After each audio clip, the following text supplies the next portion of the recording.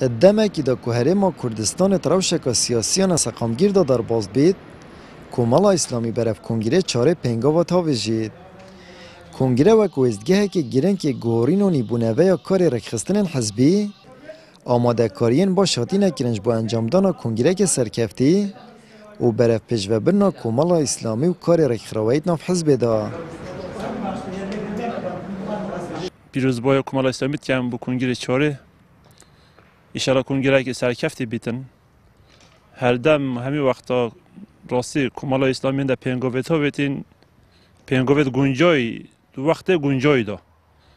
وی وقتی دا جیوی ظروف سر منطقه شرق الاوسط داتی تنخوره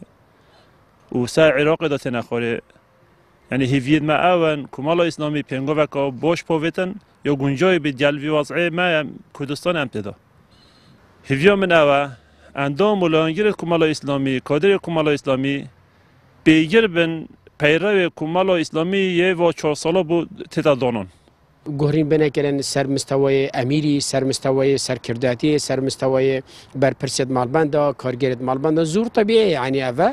و هندك يعني بلكي هيك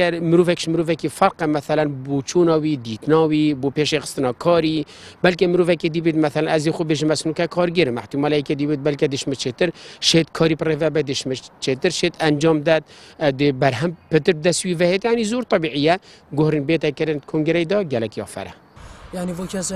اندام کنگره چارل سنور مالبندنه دهوکی کومالا اسلامی اتخوازن کنگره ببیته ویزدگه هکش بو گرنگی دام دور آبادینان نخاسمش لایرا گهاندن و رکخستنه و اجبر که کومالا اسلامی بخبات و هلویستن خو بوی هیویکش بو خلک هرما کردستان بگشتی و دور آبادینام تایبتی خلکی که زور جافیل سروی کنگرای چونکی کومالا اسلامی حتی نوکه تا که حزب و کو برگریش موافقی خلکی کری اف کنگره بیت اگر هنده کو هیویت وی خلکی بین جینان دخوازیت وی خلکی بین گهاندن و هر واسه اف کنگره هیویام او تایبل بادینان ببیت اگر هنده کو پتر پیشکفتم خواه بینی تایبت شلوه وکیت بیجن اعلام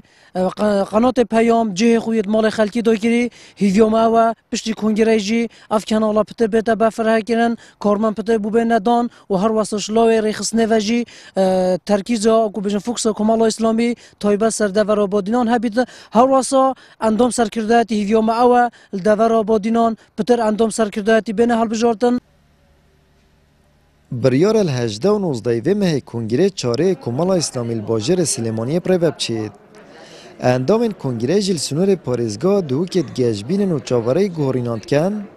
شپخمت پیشوبرنا کار اسلامی الویده بره. آمد بریفکانه کنال آسمانی پیام دهوک